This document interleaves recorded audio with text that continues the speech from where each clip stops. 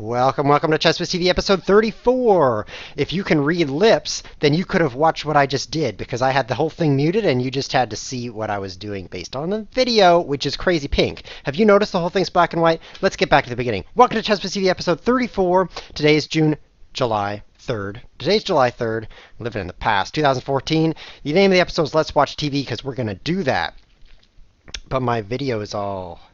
well, it's like black and white, but there's some extra color for me, if you know what I mean. I tried to fix this, guys. I tried several things that had absolutely no effect. You've probably had that experience before. And so this is what you get today. You get black and white room and hot pink chess whiz. Ah! So I'm going to intermittently just like say boo so that you guys jump out of your seats because I am scary looking.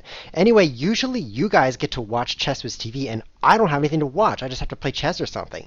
But this time, Let's Watch TV is I'm going to watch TV, and then you guys are going to watch me watch TV, if that makes sense to you, because it's kind of like meta TV. It's going to be great.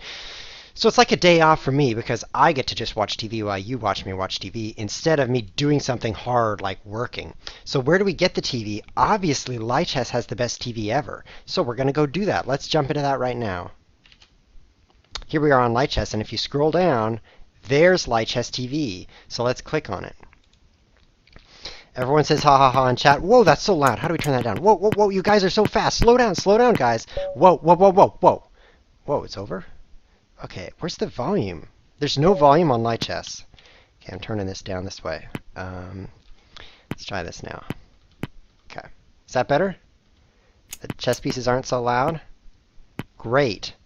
So that's fantastic. So you can see the overlay down here. Here's my mouse going down to the overlay, which is right here. It actually looks kind of okay. I'm visiting from the 1930s when everything was gray because they hadn't invented color until the 1940s. However, I've kind of been spruced up with some pink, if you know what I mean. They actually, they took those old black and white movies and they added color to them later. Some of them, they're like, now with color. But they didn't always do a perfect job adding color. I mean, they would take a long time to add color. I don't know what tricks they used, but it would be hard. So I guess for me, they just stopped with the face. It was like, that's good enough. His face is pink. Let's move on. Let's do an actual interesting movie instead of Chess Whiz TV. Charlie Chaplin style. For those of you who don't know, Charlie Chaplin was in black and white because he was born before the age of color. So here's Chess Whiz right here, right here. Oh, pointing at his head. Here's the chess right here. There's chess. So we've got Chess Whiz TV. What more do you need? Well, Chess Whiz is not playing the chess. Is that important? No, because Let's Watch TV. So it's Kibitz Day. Let's get some water here.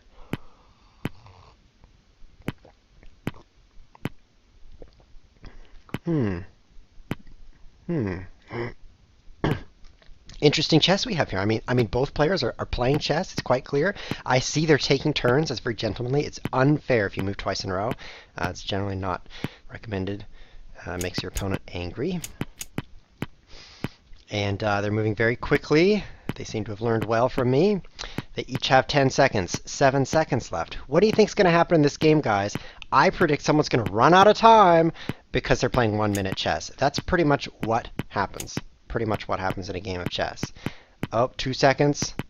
2 seconds.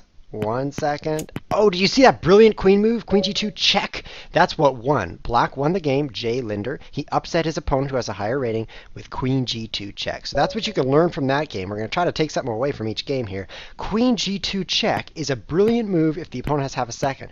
You just lose your queen. He didn't have time to take it. So he just moved his king away from the queen. He's like, I don't have time to capture that queen. I'm leaving.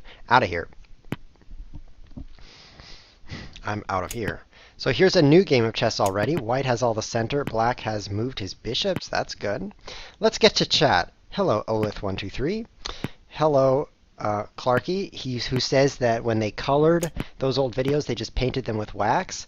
Not true. Hello, Dr. Donkey Kong. That's a cool name because Donkey Kong is already a well-known phrase.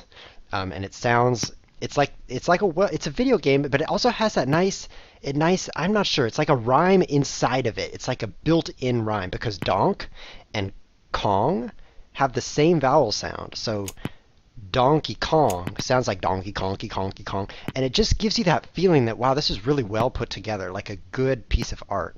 And then you add Doctor to the front. This was the guy's own invention because there's no video game called Dr. Donkey Kong. But he puts Doctor in there, which is another well-known word, and it just feels like a complete masterpiece of screen name altogether. Dr. Donkey Kong, because it's all the same aw sound. Dr. Donkey Kong. So I've got to compliment you on that name. Very good name. I wish that this were Dr. Donkey Kong TV. That would certainly crank up the viewership. Everyone would be like, wow, what a beautiful name for a TV channel. I am watching that. So what does Dr. Donkey Kong have to say? He says, yesterday I learned why opening pawn in front of king is good. Oh, what did we learn from that game? Pay attention. That's what we learn. Learn something new every game. Pay attention was that game because we have no idea what happened. Ooh, Sicilian defense. Yeah, opening pawn in front of king is good. Bobby Fischer said it was the best move. His famous phrase is best by test, which means everybody used it and it worked, so therefore it's good. Dr. Donkey Kong thanks me for my compliment on his screen name. I just love saying that. This is going to be Dr. Donkey Kong TV.com. To finish it off, this is a scary, scary chess position, guys. White castled king side, black castled queen side. So now we've got some danger here because black can just attack like crazy down here, and his own king is not under any threat. So he can move these pawns. See how he's already got this open file, but he's playing f5. He's going to want to play f4 as soon as he saves the queen. And then he's going to want to wreak havoc with these pawns. Even h5, h4 is a fun possibility. The only reason he can't do all that stuff is because white's doing the same stuff to him on the queen side. You can see this pawn's up to a4. He's maneuvering his knights around. He's trying to attack black at the same time. That's really the limiting factor here in this game, is how many moves you can make in a row. As we discussed, it's really just one. But if you could make a bunch of moves on this side of the board for white, that would stop black's attack on this side. White's doomed on the king side. All he can do is distract black with great moves on the queen side, so he doesn't have time to destroy him. Another interesting thing about this position is that it's bishop and bishop versus knight and knight. You guys maybe know bishops knights are about equal, but most people favor bishops. Well, the two bishops is way better than the one bishop. Ooh, pawns are starting to fall off the board. Having both bishops, because the weakness of the bishop is that it's stuck on one color square. The bishop the black one has to stay on the black squares, or in this case the dark tan, and the light tan bishop has to stay on the light squares. But if you've got both, you've got no weakness. It's like having two arms in a boxing match. Boom, boom, uppercut. And the opponent has nothing you can do about it. So the bishops are definitely stronger when you've got both of them. So two bishops against two knights, that's actually considered a decent advantage. We can see both players running out of time again. Timeout! Black is victorious. Another upset for Jay Linder. That game kind of fell apart, but we're learning about the two bishops. That's the takeaway in that game. I would say two bishops against two knights is a sizable advantage. Maybe not a whole pawn, but about a pawn. Like more than half a pawn advantage. Just having those two bishops. And if you get the position to open up where they can really work together well, then it becomes even more powerful. I guess if the position is super closed and the knights are really hammering you, that could be a problem. Because maybe you've got a weak square that one of the bishops can guard and the other one just twiddling his thumbs. That's not so good. But in an average position, the two bishops are really strong. So what are we learning in this game? At least both players castled on the same side of the board. We've got king side and king side, but the queen side is falling apart. Now you can see some fast trades there. Pawn structure is left very interesting. Black has got an open file against an isolated pawn, and his bishop is able to attack it. That's the purpose of bishop e6 here. Black is trying to prevent white from pushing this pawn. You can see how powerful that would be. d5. Right away it would fork the pieces, but even if it didn't, it would give white a lot more space, and it would allow this pawn to do more. So I think that's black's strategy here, is to just pile up on e5, d5. Why do I keep saying e5? It's d5. And prevent white from pushing to d5. But white's getting a nice attack here. More space, open file, now the knight is pinned, and black's down a couple of moves. See if he can untangle. Is there a tactical problem here? Oh, things might be falling apart. Capture, capture, push. Okay, so the pawn structure changed. Black was in trouble. I think black just allowed this pawn to come over here in order to relieve the pressure because this knight was pinned on the back rank. Pretty unusual, but when your knight's pinned on the back rank, you got to take some drastic measures. So that's what happened. So now black is ahead of pawn. Time's getting really low again, but I think that Jay Linder is going to take a loss. Stream doesn't load for me, Olif123. I'm so sorry. I really need to. Whoa! Settings. Guys, this is the OBS settings. What can we do? We can go in encoding, And max bitrate is 1100 kbs. So if I take a look at what I'm streaming at, it's 1100 kb per s, if you know what that means. If your internet's too slow, you can't watch it. Oh, let's try traveling here. Try traveling to that URL that I've sent to chat. Maybe that will work. So in that game, we learned that isolated D pawn, it wants to be pushed or captured in order to alleviate the weakness. Pushing it will make it more powerful. So think about how to do that when you've got that isolated center pawn. Here we're castling on the same side of the board again, but white's still playing on the queen side. It's because he has more space here. You see how his pawn chain is pointing toward queen side? This pawn, which is guarding this pawn, and this pawn could guard this pawn, even though it's not, so you can imagine that it is, maybe. This is all pointing this way, so white has more space here. So you can see white put his rooks on b1 and c1 to attack the queen side. This is a good technique to attack and to play where you have more space. So that's why black's done the opposite here, pushing these pawns out here, taking more space on his side of the board. It looks like white's kind of penetrated through here on the queen side. It's maybe hard to defend. You can see pawns dropping like flies. Ooh. Ooh, ooh, ooh. Oh, rook is pinned. I think maybe black should have just traded queens to alleviate that. Because, ouch! Ouch! We got some pain on the board right now. There goes a black queen. Protect that back rank. White has an easy win here. He just has to play carefully, not play like a chess whiz and blunder something. Because he's got more time as well. Jaksha challenges me to a game of 5 minutes per side, 0 seconds per move, standard casual, decline. Goodbye, Jaksha. Goodbye. So this is some great chess. I mean, we're watching some 2100s. Those are some pretty good players. And they're playing... Oh, he decides to resign by running out of time. But these are not grandmaster level players, guys. These are not your tip-top players. These are like players at my level, actually. Okay, now we've got some better players. We're watching Dafix and Stupidity Tries. So these guys are significantly better than the ones we were just watching. So this will be an even better experience for everyone, including me. But I didn't come here to watch people as good as me. I came here to watch people better. So if doofuses like me get on the stream, then I'm going to have to do something about that.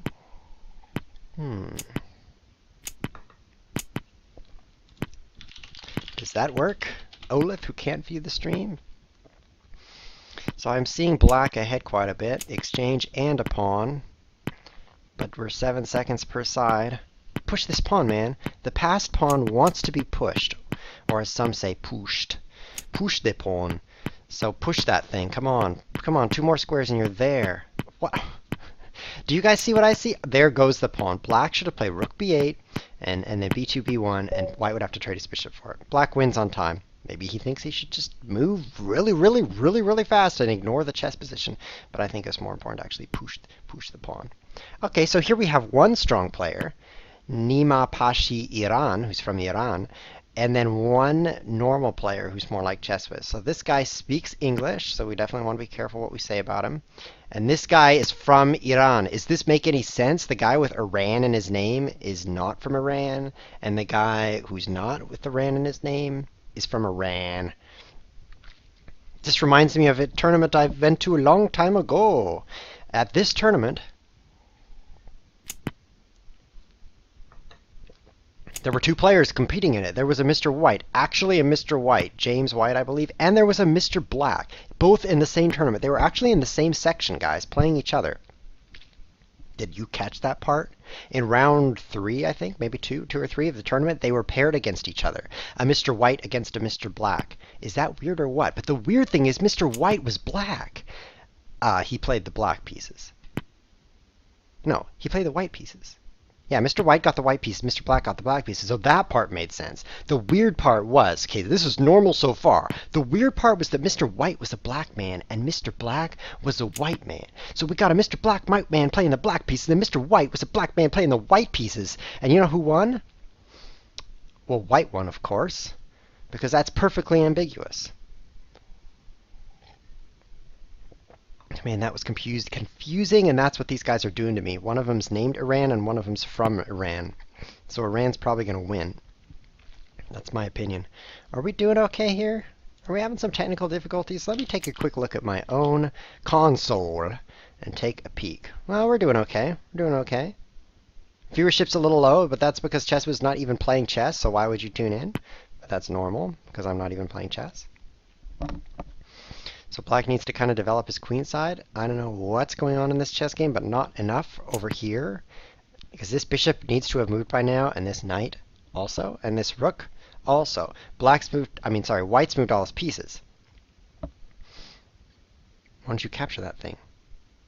Take that queen. Are you actually consider taking with the pawn and giving yourself doubled isolated pawns? I don't think so.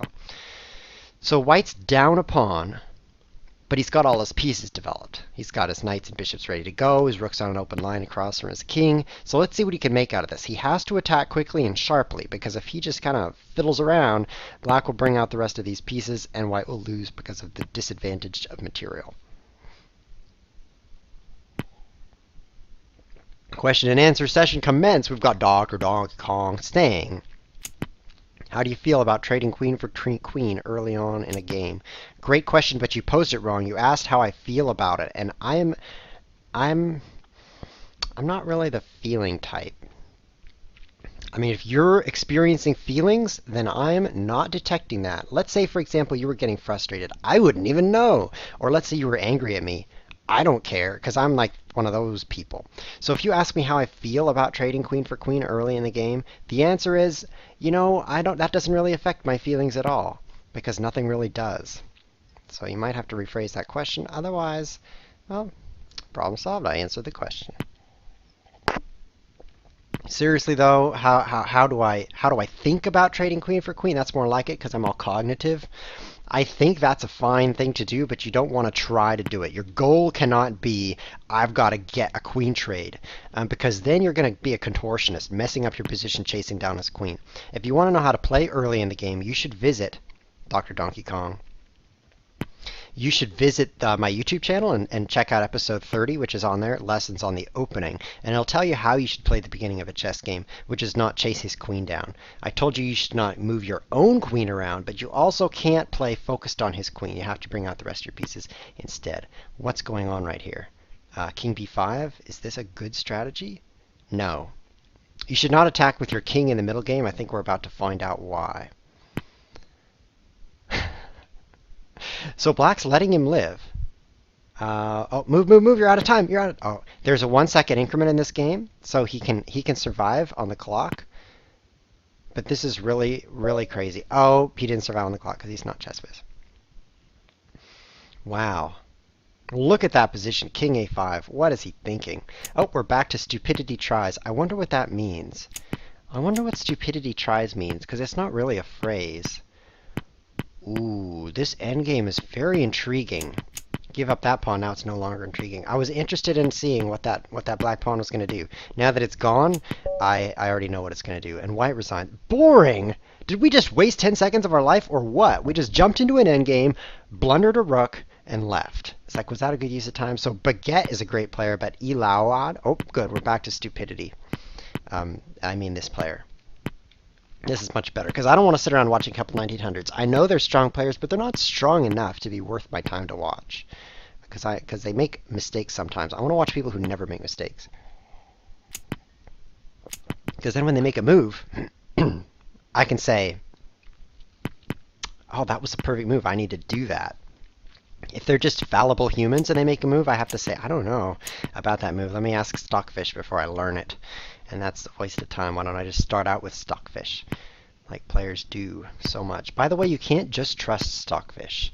Not even on lichess.org. If you clicked replay and analyze on the button that shows up below my mouse, which you can't see, and you ask the computer for some analysis, you cannot just say, this computer is a perfect chess player and everything it recommends is perfect. I know a lot of players do that because it seems perfect compared to how the rest of us mortals play. That's actually applicable because computers are immortal. Well, you know what I mean. They can die. Typically when you've got a 15-page paper and you're about to submit it, and then your computer decides to be mortal and it dies. That's not so fun, and it usually happens at a moment like that. But generally speaking, computers are a lot better than humans, but they're not perfect. So if you ask for the analysis and it says you should have done this, that's probably true. But then when it says, and this is what would have happened, you would have gone here and he would have gone here and you would have gone here and then he should do this, line of analysis actually can get kind of off the beaten path, and it's not always something you should trust 100%. It's a little bit like that van with no windows, and the man says, "Here's some candy, please get in my van." You should not necessarily trust that. Maybe you should, but not necessarily. Sometimes you shouldn't. Is white going to get a draw? I think white can draw this. King h5 and push. Oh, it's a draw. Good work. Good work. That was a tough position to draw.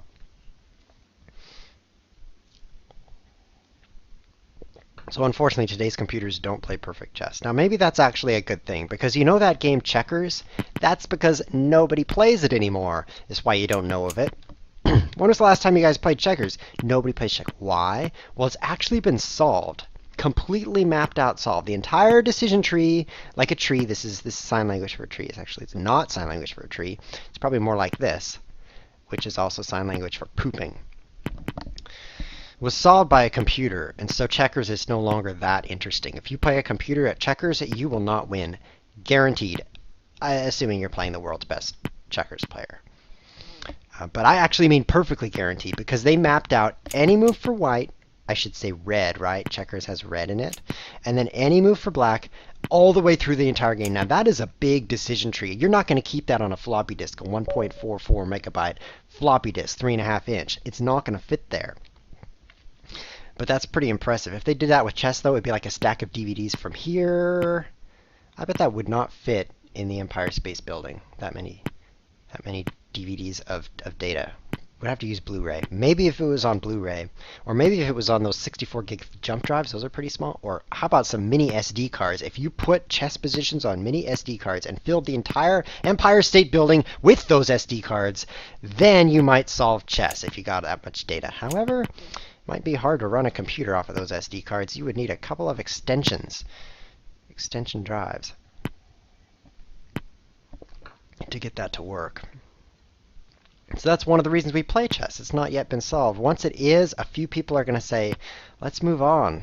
Let's play Arima, because it hasn't been solved. It's actually a really, really hard game for computers. And if you've never heard of Arima, let me help you. Notepad, Arima. Is it two A's in the front or in the back? I'm covering the chess. Sorry, guys. Let me move this out of the way. Oh, it's always covering chess. Well, let's cover that over there. Okay, looking good. Arima. I think it's two A's at the end. Let's find out. Arima. Arima Consulting Services. That's not right. Doing some Googling off to the side here. Okay, it's two A's at the end. If you Google this, you'll find an interesting board game. Unfortunately, the interface to play online is kind of primitive. It was built many, many years ago. And it's not quite a popular enough game that we have liarima.org, which would be so awesome. But it's actually a really hard game for computers. It was designed by a guy named Omar, which tells you he's smart. I think his name's Omar, and it was designed specifically to be hard for computers to play, because the decision tree goes like this. There's one choice for white, and then there's like 3,000 choices for black, and then there's like 30 billion choices. That'd be 90 billion choices for white again. So it quickly balloons out into an impossible to calculate, or very, very difficult to calculate sequence of possibilities. But it's pretty cool. So I found that game and I was like, wow, this is so cool. I'll obsess over it, because I have that obsessive personality where as soon as you find something cool, that's all you think about for a week. So I went on there and I played it and I tried to get better. It is hard to play, because in chess it's obvious. I mean, you're in your position, you say, okay, haven't brought my knight out. I'll bring my knight. It's obvious what to do. Oh, he's attacking my pawn. I'll take him. That kind of stuff. Well, in Arima, you've got all these weird pieces sitting around. Like you've got a horse, and you've got a camel, you've got some rabbits. I'm not kidding. And you've got some dogs and cats on the board. I am not joking. The guy actually named all the pieces after these crazy animals. And you're like, what do I even move? There's no way to make progress here. Every move is like that. You just don't know what to move. And the worst thing is every turn you get 4 moves. So you have 4 decisions where you don't know what to do. But that's a free ad for Arima, because it's actually a cool game and you can play it for free online. And checkmate. Why did he resign? He could have played Queen H3. That would have been so good. Ah. Dr. Donkey Kong says, can I post the Wikipedia link to the game? No, you can't. Why not, Dr. Donk? Because Arima, Wikipedia, because I can do it. Oh, yeah. So I just posted a link to Arima in the chat where you can read the rules and say, that seems kind of weird. I don't understand. Because it's actually kind of hard to learn. A better game if you want something computers aren't solving for a long time that's easy to learn. would be Go. Much more well-known game because it's about 500 million% older than Arima. Arima is like 12 years old and Go is like 5,000 years old. So there's a pretty big difference there. But Go is very hard for computers as well. There's a lot of possibilities. More possibilities in Go than in chess, so it's even more difficult to solve, so to speak. It's also more difficult to play well. The top humans in Go are still a little bit better than the top computers, in my opinion. Perhaps I'm wrong. Perhaps I'm out of date. But the top chess players are now decidedly worse than the top computer chess players, which is really sad. The silicon has defeated the human flesh in the game of chess. It's pretty much decided. We don't really play even matches now. We don't get Mr. Topalov out here fighting against computers like we used to, because he would just get obliterated and no one would watch, kind of like chess was TV. No one would watch. So why do it? I mean, the only reason you do something is so someone will watch you. Do you think I would get on here and talk and talk and talk? I'm not even playing chess. I just got the TV open. If no one is going to watch me, do you think I would spend an hour of my life doing that? You're right. I wouldn't. Do you think I would do this? Do you think I would make myself all black and white and pink? Do you think I would do this if no one was going to watch me? You're right. I wouldn't. So that's really all that matters, and that's why humans don't play computers in matches anymore. Got a couple more suggestions in chat on games that have not been solved by computers. There's a game called Gomoku, which starts out just like Go. The first two letters are very, very similar to Go, and then you've got Moku, which means points, I think, in Japanese, which is an awesome language. Go means 5, and Moku means points. So the way to play Gomoku is you try to get 5 points. Great, but how do you actually play it? You actually just take turns putting rocks on a piece of wood until one of you has 5 rocks in a row, and then you win. That sounds easy, and it is, but the hard part is the wood is really big. It's 19 by 19, and what do you know? The person who goes first has an advantage. Is that fair? Well, chess is like that, but the problem is there's no draws, really, because it's hard to fill that entire piece of wood. So it's not really fair to play a board game where the first person always has an advantage. So then they made these rules like, well, you can't start right here. You start here, but then the opponent, he can go in one of these places, and then you can't go here, and then after a couple moves, then those restrictions go away. But it's kind of weird how they kind of restrict the opening to try to make it more fair. It would be as if in chess you said, well, white has too much of an advantage, so your first move has to be knight c3, and then after that you can play chess. That's what it would be like. It kind of limits the game, but you have to do that because it's a big advantage for the starting player otherwise. And then there's Pente, which nobody mentioned, but it's a great game too. It's basically Gomoku with capturing and bloodthirsty pirates. Well, at least the capturing is there.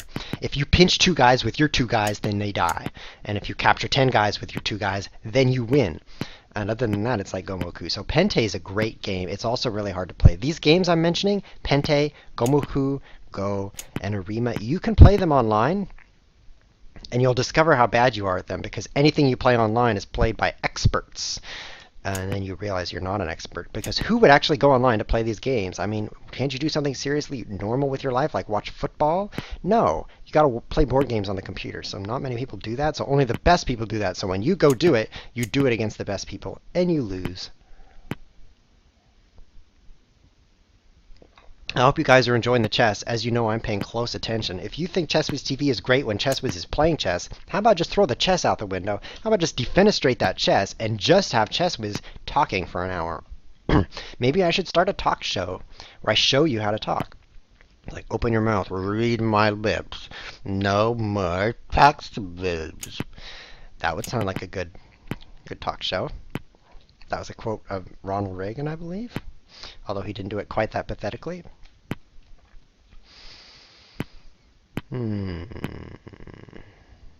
What about this chess position? Let's take a breath. Let's adjust that mic so I'm not blowing in it. You hear that? That's ChessWhiz annoying you. Blowing in his microphone. You should probably turn down your speakers because I'm about to make a really loud sound. Just kidding. I'm not going to do that to you. Oh, wow. Queen g5. Maybe that was not so smart. Ooh, knight f7. Brilliant, brilliant move. Ooh, maybe you should have taken that queen. Time out. So we're seeing a couple of blunders here. Are we going to see some better chess here, or are we just going to leave? Okay, I say we're going to leave. Let me show you guys a secret. What I do when I... Why is this thing too wide? There we go. When I'm watching Lichess TV and I'm like, wow, this is a 4-minute game with 3-second increment. This is going to suck the entire life out of my day. And look at that. This guy's rated 1753. Do you think I want to watch that? No. So here's what I do. I go to chessclub.com. chessclub.com, and this is the Internet Chess Club. Now you might think, why would I go to a competing chess website? Do you want to play there? No, because it costs money, and I don't have money to spend on that, but it does say 1 month free trial. Don't use that up because you never get it again unless you have a second email. Okay, so you scroll down here and look at this. It's Internet Chess Club TV right here. And it's way better chess players playing. Now you might think 2200, that's pretty similar to what we've been seeing. No, because the rating system's different, so 2200 is pretty good, and now we've got 2400. But the problem is the chess pieces are tiny.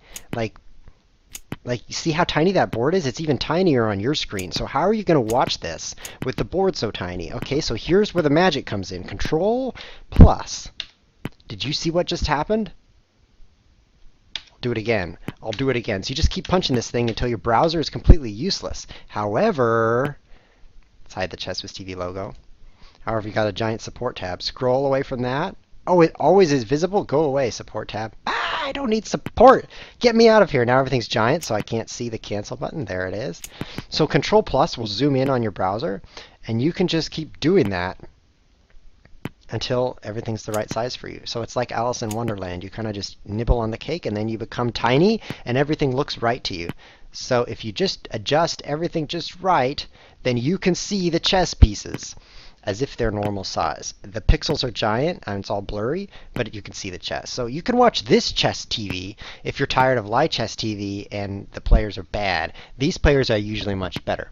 Now it's not so exciting because it doesn't say 20 spectators down here and it doesn't show the time control that well. I mean, up here, it's generally slower games also. You can see the time up here, but it doesn't show the tenths of a second until you get low. I guess that's exactly like Lichess. I guess that's exactly the same. But it's just not as cool. I mean, blue and white, that's not as good as Lichess. So the only advantage of this weird TV is that the quality of the chess is better. And the other disadvantages are you have to get into a tiny little hole and then zoom everything up to see it. And it's all pixely, and it's not Lichess, and the colors are weird, and you can't see the time very well. But hey, at least it's there. So enough of that. That was chessclub.com, which is the address to the Internet Chess Club, which is a place you can play chess if you want to pay lots of money. Seriously, lots. It costs a lot of money to play there, but the quality's good of the actual chess server. I mean, lots of grandmasters play there. Not a lot of grandmasters play on Lichess yet, but they will. They will. The grandmasters are on the way. We got rid of ThinkAbit, who was a cheating hacker, so now they can feel like they can come and join in because ThinkAbit's not going to beat them and embarrass them. Are there any grandmasters on Lichess? Let's take a look. Players. Leaderboard. GM Milasek. Okay, he's a German grandmaster, so there are grandmasters on Lichess. So you can hang out here. I mean, it's pretty cool. It's pretty cool. It's pretty nice. It's good. You guys like the black and white background and the hot pink face? It's like Technicolor, now colored with Technicolor. It's like an old video that they tried to add color to, and they failed. That's what that's like. Okay, ChessWhiz is out of content. I've been talking nonstop for half an hour, and I've run out of things to say. Bad news, we're going to have a half hour of silence now because ChessWhiz is out of things to say. Hey, thank you, ArtieCom, for sharing that when you have everything zoomed up, you can just press Control-0 to get it back. Let's try that. chessclub.com, and everything's zoomed up again. It remembers that if you're in Chrome. It remembers your size for that one video, so that's pretty cool. Hey, chess pieces, reappear. So Control-0, he says, will bring it back. Let's try it.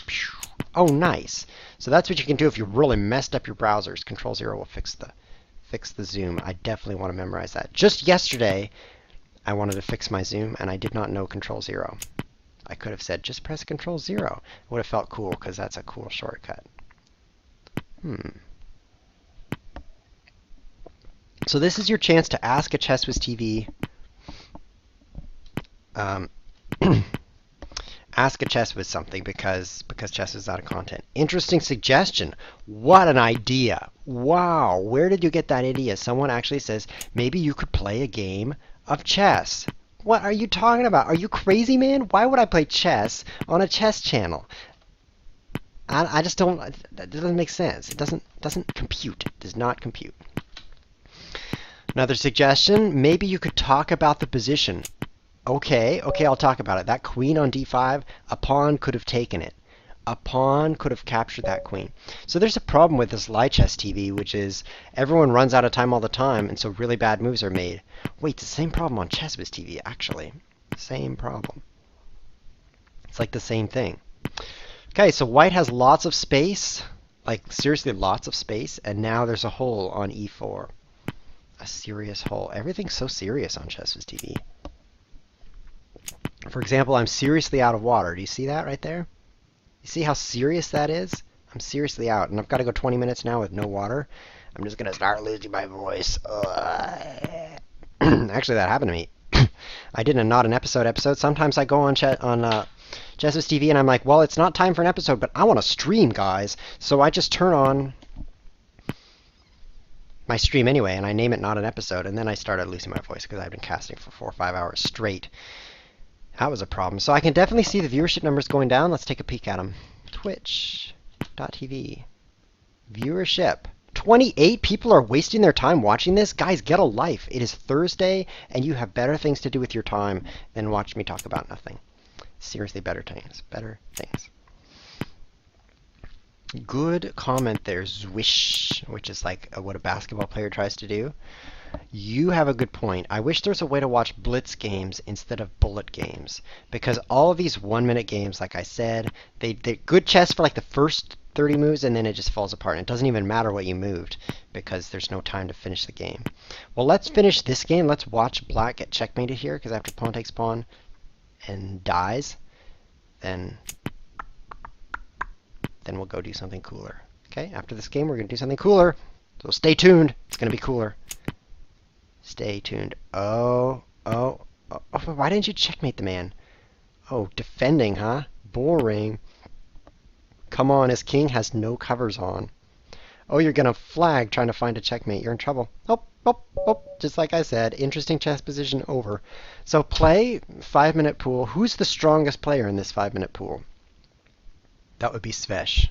So let's see who Svesh is playing. He's playing Smashing You. Nice. So here's the 5-minute game. We're just seeing the best game going on right now in the 5-minute pool. So that's one way to get strong players. Let's adjust this chair here so I don't just fail. Perish. Perish is a great pawn. Let's see if I can work that into the cast. So I was visiting the parish, and then I did. That works pretty well. Can't hear you guys laughing, though. That's the problem with online comedy. It's like when there's real comedy, you say something, and then you listen, and you're like, huh, nobody's laughing. And then you say something else, and then you're like, huh, I just got hit by tomatoes. So you get some feedback. But when you're online, you just say something, and you're like, huh, nothing's happening, and I can't hear anything. And then you say something else, and they're like, huh, nobody's watching. All the viewers left. So it's difficult to get the feedback when you're online. It's definitely easier when you're up on a stage and you can see people falling asleep. It's tougher when you're disconnected like this.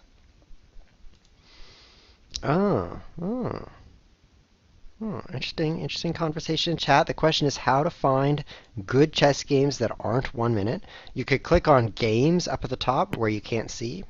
Good luck clicking where you can't see, and you can see current games. So these are all the games going on Lichess right now. Let me hide the pieces for you. Where's those pieces? Right there. Here, I'll hide myself. Then we can really see everything. See all these games going on? Wow, this is kind of like watching grass grow. A whole bunch of grass at once. Because there's all these little pods of grass. Wow, we could just sit around here and watch 6 games at once. We'd pay about as much attention as we have been to the rest of the chess. But these are all fast games, like 1-minute game, 1-minute game, 1-minute game, 0-1, 2-minute game. Oh, you can't see that. 1-3. Interesting. Okay, whoops, that's not where I want to go. I want to go back to smashing you, because that sounds pleasant to me. Guys, I'm going to fix this logo. See how the chess pieces are behind it? That's actually a bug in Light Chess. I went in Options and I turned off Show Captured Pieces. The problem is when you're observing a game, it ignores that setting. So Clark, James Clark, why don't you tell Thibaut, whatever his name is, about this problem?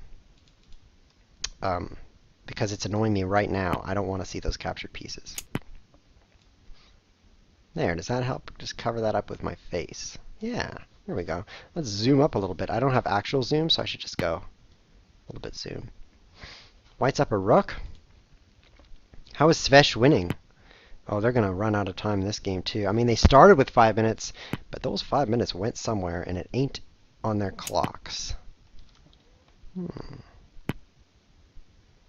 Wow. You know, you need to be moving faster, Svesh. You really do. Oh, there went your rook. Check and checkmate. You have 10 seconds. Check and checkmate. You did it! Upset. We just... Wait, Svesh is the higher rated. Oh, interesting. Something weird is going on with the ratings, guys. It says 1934 here, and it says 2198 there. What's going on, if we go back to the pool, is it's now showing... Oh no, this is the way it's always been. This is their pool rating over here, and if you mouse over them, you get their regular chess rating, which is 2198. So these ratings compare more, equate to what you see in the main page when you go to the main TV. So let's watch Svesh again. He's clearly a strong player because he's 2198. In real life, IRL, that's what you guys should be doing instead of watching this. Okay, he's arresting me. He's arresting me on the internet. That would be great. Policeman! Internet cops. Actually, that's actually going to happen. So you know how right now, when you break the law, it's the government that comes and gets you and puts you in jail? Doesn't happen very much. Unfortunately, too much law gets broken with no penalty because the cops are bad at catching people. But the idea is the government will enforce the law. That's going to change, I predict, in about 30 years. No longer will the government enforce the law. In most countries, instead, it's going to be corporations that enforce the law. For example, this happens right now. For example, let's say you create a Gmail account and you're like, haha, I'm going to break the law, I'm going to spam everybody. So you send everybody emails that say, click me now because I will sell you free prescription pills for a low price. It's called spam. Now that's against the law, so what's going to happen? Do you think the cops are going to come shut you down? No, because they're probably at the donut shop drinking coffee. Actually, what happens is Google enforces the law. They say, I'm removing your Gmail account. Take that. And it actually happens. You have no more Gmail account. So more and more of that's going to happen. The cops can keep eating donuts because that's their skill. That's their core competency, as they would say. And then the corporations are just going to do more and more enforcing. The more laws you break, the more they'll punish you. For example, let's say you use your Facebook account to do some illegal operation. They'll just shut down your Facebook account. And they'll probably send guys to your house in the future. They wouldn't do that right now. But they could do that in the future because they know where you live because they're Facebook. So we're going to go from a democracy to what I would call a corporatocracy because the corporations are going to rule the world. Not all countries are in a democracy. And the ones that are kind of pretend. It's like a pretend democracy because you think you're voting for the person that's going to get elected, but actually you're voting for the person who spent the most money on their campaign. Sad but true.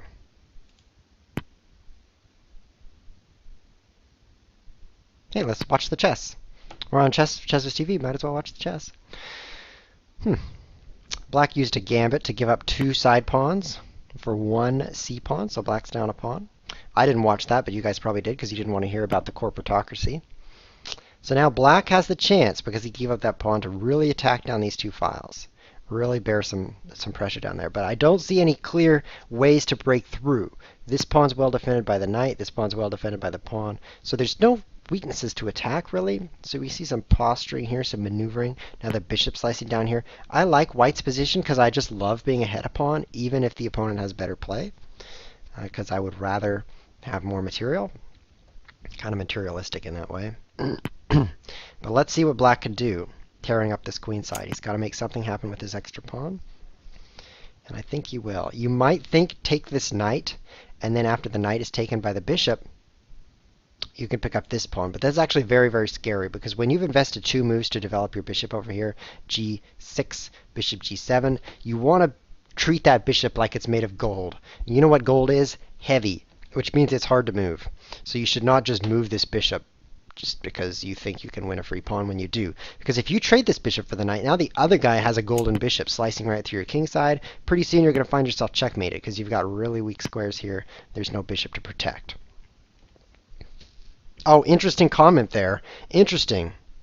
Interesting that you say that white is ahead -1 pieces. That's really interesting that you noticed that and I didn't. I'm fascinated by that comment. Really fascinated.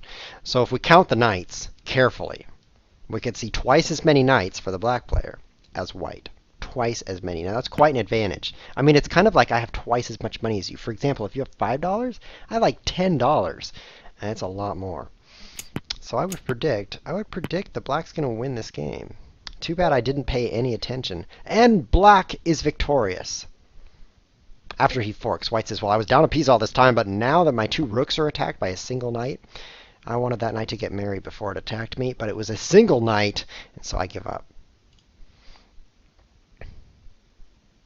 Here we can watch Messy Chess play Olib b6-6, but is that any good? As King's Crusher would say. Is that any good? Is this any good? I don't think it is. These guys are like mediocre. I mean, they're good players, but they're not good enough for ChessWhiz TV. Let's go check the main TV. Is that any good? Yeah, we can watch Daffix. That's pretty good. It's pretty good. What are you rated IRL? Asks the chess player. Oh, you really want to know that, huh? You really want to know the rating of ChessWhiz? Well, then you've got to find that. I think it's episode 26. Good luck. Here, let me give you a clue. New tab, youtube.com, and then we'll search for ChessWhiz. Guys, this is so good that when you search for ChessWhiz, it doesn't say showing results for ChessWhiz. It just says, did you mean ChessWhiz? And you could say no. ChessWhiz TV, and then I'll paste this right in here to the chat for you. And you can hunt. This is your special treasure hunt. I told you my IRL rating in an episode. So now if you watch all 33 episodes, counting this, it's 34, which is only going to take you 34 hours, except for the marathon episodes, you can find out. So that's a fair trade in my book. You spend 34 hours of your life hunting through video, and then I laugh. And then you find out my rating. Sounds good? So that's what we're going to do. Maybe we should just go watch Arima. Why would we even watch chess? That's what we'll do. There's 10 minutes left of the cast. Let's go watch Arima. After this game, which is a 1 second per move game. I wonder if Thibaut's going to kick my channel, because he says, ChessWhiz is so boring, he doesn't even play chess anymore. Oh, free bishop. Yeah, this is pretty blunderful. Blunderful game. Oh, wowie zowie. Free queens and everything. Who's ahead now? White still has an extra piece. Too bad. Too bad. Atbrock says he thinks my rating is in the 1900s. Well, why don't you just go find me on lightchess.org. Click profile. You can open up my profile right here and see that I've played exactly 6,000 games. Now you know why I'm not playing chess on this episode. Because if I play even a single game of chess, if I even do that, you know what's going to happen? I'm going to lose. Wait, why didn't that work? Here we go. I'm going to lose my 6,000 exactly games profile. And I don't want to do that. If I even play one game, it messes up this beauty of a number. So that's why we're having TV mode. Congratulations to ChessWhiz playing exactly 6,000 games. You've definitely wasted your life on a computer. But that's just like other people. The difference is I did not play World of Warcraft. So that's somewhat better. Somewhat better. So if you want to know my rating, just visit my profile. My rating's right there. And if you're like, well, that's the light chess rating, what about your IRL? Well, why don't you play on light chess and see if you can get your rating as big as mine? And if you can, you're better. And if you can't, you're worse. That's a good measurement. Don't you want to get to 10,000 games? That's true. I do. And then I'm going to stop forever. It's going to be let's watch TV episodes over and over and over. I'll lose all my viewers, but at least I'll have exactly 10,000 games played. It's a fair trade. Thanks for the stream, says Alex T180. But then he says, you convinced me to keep drinking. Well, I was thinking that was a kind message, and now I'm not so sure. Just play another 1,000 games, and then I'll be 7 1,000. Let's go watch Arima, because this ending, what's going to happen? I'll teach you guys how to play this ending. The way to do it, white can draw this. White can draw this. But you have to do it carefully. Rook here. Nope, not rook there. Rook here. Nope. Oh. Oh, you lose now. White loses. That wasn't quite right. Oh, I think there was a problem. I don't think white could draw it because he did not have his rook on the 6th rank, which is this rank here. You can see white will lose this game now using the bridge building technique. Maybe I'll teach that sometime on ChessWhiz TV. But he's slowly gonna get this pawn up to the 7th rank. And then check. And then rook here to d4, or that's e5. Come on, check. He doesn't know how to win this? Rook, come on. Oh, this will work too, but white's messing up. No, this is not working. You have to play rook to the 4th rank. Oh, it worked because white messed up. White has to... Oh, what's happening? Why didn't you take that thing? Whoa, what's going on? Whoa, guys. That was like 6 bad moves in a row. Whoa. Okay, done. Let's go watch Arima. So we've got 5 minutes left in the cast. If you're done with chess, just leave, because we're going to go Arima, because it's a cool game. Arima.com. Play. See if this works. Email. Oh, great. I have to give an email. Password will be emailed to you. Okay, I'm going to show you another hack, guys, which is you just go bbbxxxmm@mailinator. This is so meanofme.com. Do you know what Mailinator is? Well, you should, because it's a place that eats your mail. And then you just go enter. So then you're like, okay, they sent me my password. I don't care. Mailinator eats your mail for you. New players, click here. Bot ladder. Great, I'm a new player. Bot's above me. Everybody, play now. Let's play the bot. Okay. So let's hide the chess pieces because they look nasty. There we go. This game's called Arima. It makes weird sounds. This is a seriously old interface. Start. Click start to start. I've started. The object of the game is to get one of your rabbits to the other side of the board, and you get 4 moves every move. So you move your pieces like this. Up, up, up, up. They all move 1 square straight, so you might think, wow, that's a simple game. And it is. Here comes the opponent's move. But I'm just going to teach you how to play. You try to suck your opponent's pieces into these 4 holes here. Come on, opponent. Aren't you going to move? It's taking you so long. I only have 5 more minutes in this cast. I can't teach the whole thing if you don't even move. Weird body computer. Go. Do I need to click something? Send. Oh, there we go. I have to click send because this interface is so great. Can you imagine if Lichess was like, okay, you have to click send. Actually, there's requests for that feature already in the forums, which is like, oh, I didn't mean to move my bishop there. I want a big button that says yes, confirm. That would be seriously slow. Okay, so the bunny runs all the way down. So the goal of the game is to get your rabbits to the back rank. If you get any rabbit there, you instantly win. But here's the powerful thing.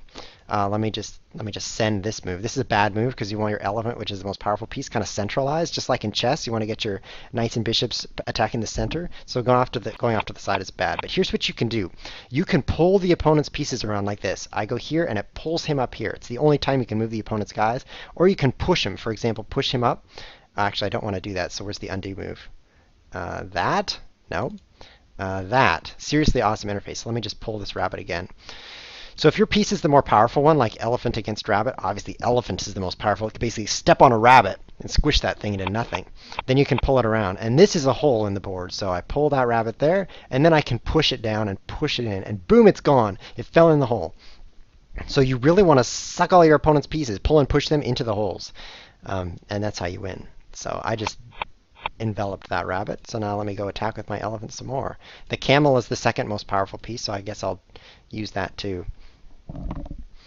The catch is, if the opponent has a guy near the hole, then it's like extending its arm out like, help me, I'm falling in the hole. So for example, if I grab this rabbit here, come back here. No, undo.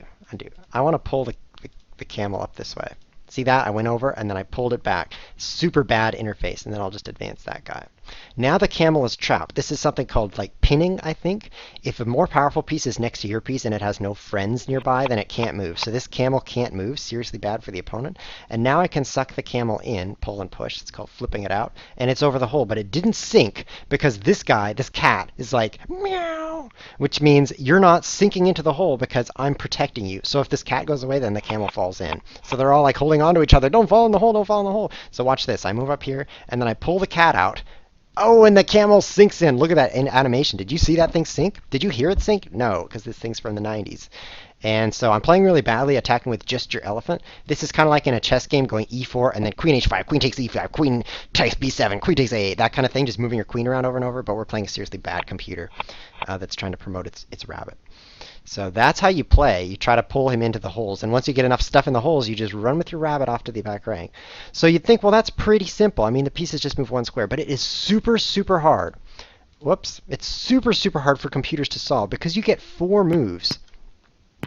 What is happening? Okay, we're back to chess. You get 4 moves every turn, so that's like the decision tree just goes, whoa! I can't analyze that much. So the best Arima players are better than the best computer Arima players still. And there's a big cash prize if you can build a computer that's better. But it's not big enough, which is why it hasn't happened yet. So I just gave commercial for Arima. If you guys want to learn a new board game, you can try that, but it's a seriously bad interface. And if any of you guys are programmers, maybe you should build a better way to play that game.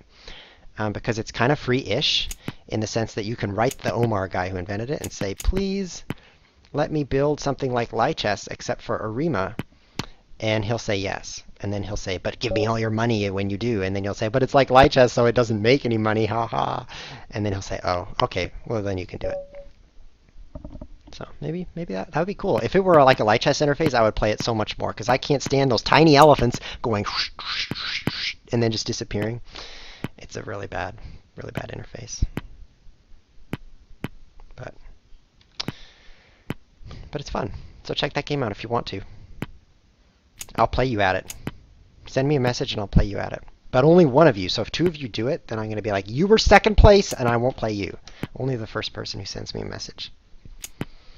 Because I played several games. I played like 20 games of it and I got kind of okay at it. Not as good as at chess because it's a hard game. In fact, the players who play it say, oh, this game's much deeper than chess. I don't know about that for sure, but it's deep. So that wraps up the cast. Let's finish off this game and then we'll go offline. Something cool that we're doing coming up here in 2 episodes from now, which is episode 35. No, it's 36. Episode 36 on Tuesday, we're going to do another lessons episode because you guys liked the last one so much. Episode 30 was lessons on the opening. Episode 36 on Tuesday is going to be lessons on the ending. And it's just really broad, general stuff. We're not going to get into really specific endgames because there's so much to cover in endings. We're going to do basic stuff first. So how to use your king, what happens when your king's fighting his king. Then we'll move on to adding pawns because when there's just kings on the board, it's kind of instantly terminated and nothing happens. And then we'll add pawns on the board. And then we'll be like, well, here's how kings and pawns interact, and here's how you use your kings and pawns to win. And then maybe we'll add some rooks, because rook endgames, once you get there, I mean, you get a book this thick, and it's all about just rooks and pawns. So there's a lot to cover. So we might get that far in the hour broadcast, but you guys are going to become stronger at endgames on episode 36, which is Tuesday. So that'll be fun. Episode 35, which is on Saturday, I think we'll play in the tournament because that's been a lot of fun. So we'll play in the bullet, the weekly bullet. Checkmate. I hope you enjoyed that chess because I didn't even watch it. So this is Hot Pink Face Chess Whiz signing off. Adjusting microphone, which I have the annoying habit of always doing. Creak, creak, creak, creak, creak, creak. Thanks for watching, guys. I'll see you next time on Saturday at 3 p.m. GMT for the tournament and on Tuesday at 3 p.m. GMT for the endgame lessons. Thanks for watching. Wow, I'm still on there. Hell, hide me, hide me. There we go. That's better.